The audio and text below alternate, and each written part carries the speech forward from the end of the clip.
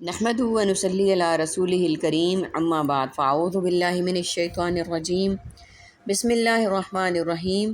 سورہ لہب پڑھیں گے آج ہم۔ رب اشرح لی صدری ویسر لی امری واحلل عقدۃ من لسانی یفقہوا قولی رب زدنی علما رب زدنی علما رب زدنی علما۔ اللہم فقہنا فی الدین اللہم فقہنا فی الدین اللہم فقہنا فی الدین۔ اعوذ باللہ السمیع العلیم من الشیطان الرجیم من ہمزہ ونفخہ ونفثہ۔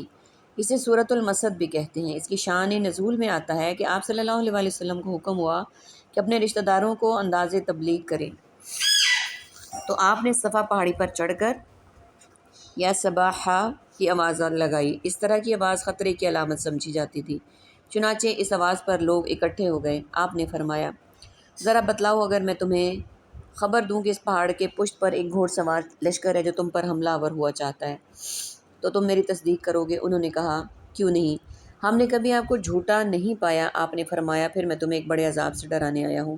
اگر تم کفر و شرک میں مبتلا رہے۔ یہ سن کر ابو لہب نے کہا، تبا لک، تیرے لیے ہلاکت ہو، کیا تو نے اس لیے ہمیں جمع کیا تھا؟ اس پر اللہ تعالیٰ نے یہ صورت نازل فرما دی۔ صحیح بخاری حدیث 4971۔ ابو لہب کا اصل نام عبد العزیٰ تھا۔ اپنے حسن و جمال اور چہرے کی سرخی کی وجہ سے اسے ابو لہب شعلہ فروزاں کہا جاتا تھا۔ علاوہ ازیں اپنے انجام کے اعتبار سے بھی اسے جہنم کی آگ کا ایندھن بننا تھا۔ یہ نبی صلی اللہ علیہ وآلہ وسلم کا حقیقی چچا تھا، لیکن آپ کا شدید دشمن تھا، اور اس کی بیوی ام جمیل بنت حرب بھی دشمنی میں اپنے خامن سے کم نہ تھی۔ تبت یدا ابی لہب وتب، ٹوٹ جائیں ابو لہب کے دونوں ہاتھ اور وہ ہلاک ہو گیا۔ ما اغنی عنہ مالہ وما کسب، نہ کام آیا اس کا مال اور جو اس نے کمایا۔ سیصلی نارا ذات لہب، عنقریب وہ داخل ہوگا آگ شعلوں والے میں۔ ٹوٹ جائیں دونوں ہاتھ ابو لہب کے اور وہ ہلاک ہو۔ یدا اصل میں یدان سے ہے، جو یدن ہاتھ کا تثنیہ ہے، اضافت کی وجہ سے نون گر گیا۔ مراد اس سے اس کا نفس ہے، جس بول کر کل مراد لیا گیا ہے، یعنی ہلاک و برباد ہو جائے۔ یہ بد دعا ان الفاظ کے جواب میں ہے جو اس نے نبی صلی اللہ علیہ وآلہ وسلم کے متعلق غصے اور عداوت میں بولے تھے۔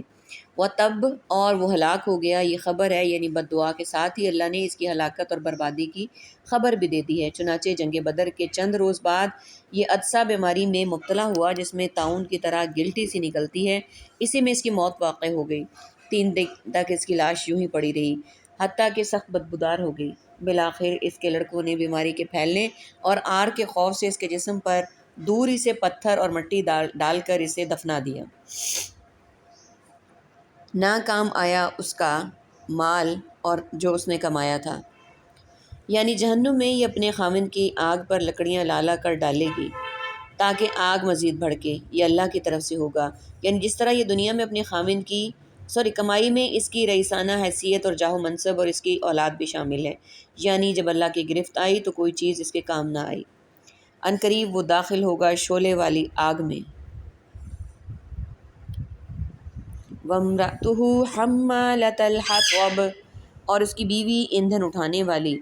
فی جیدہا حبل من مسد، اس کے گلے میں رسی مضبوط بٹی ہوئی ہوگی، اور اس کی بیوی بھی ایندھن اٹھانے والی ہوگی، یعنی جہنم میں یہ اپنے خامن کی آگ پر لکڑیاں لا کر ڈالے گی تاکہ آگ مزید بھڑکے۔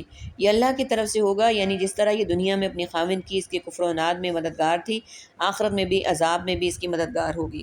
ابن کثیر۔ بعض کہتے ہیں کہ وہ کانٹے دار جھاڑیاں ڈھو کر لاتی اور نبی صلی اللہ علیہ وآلہ وسلم کے راستے میں لا کر بچھا دیتی تھی، اور بعض کہتے ہیں کہ اس کی چغل خوری کی عادت کی طرف اشارہ ہے۔ چغل خوری کے لیے یہ عربی محاورہ ہے۔ یہ کفار قریش کے پاس جا کر نبی صلی اللہ علیہ وآلہ وسلم کی غیبت کرتی اور انہیں آپ صلی اللہ علیہ وآلہ وسلم کی عداوت پر اکساتی تھی۔ اس کے گلے میں مضبوط بٹی ہوئی رسی ہوگی۔ جیدن گردن، مسدن مضبوط بٹی ہوئی رسی، وہ مونج کی یا اوست کھجور کی ہو یا آہنی تاروں کی، جیسا کہ مختلف لوگوں نے اس کا ترجمہ کیا ہے۔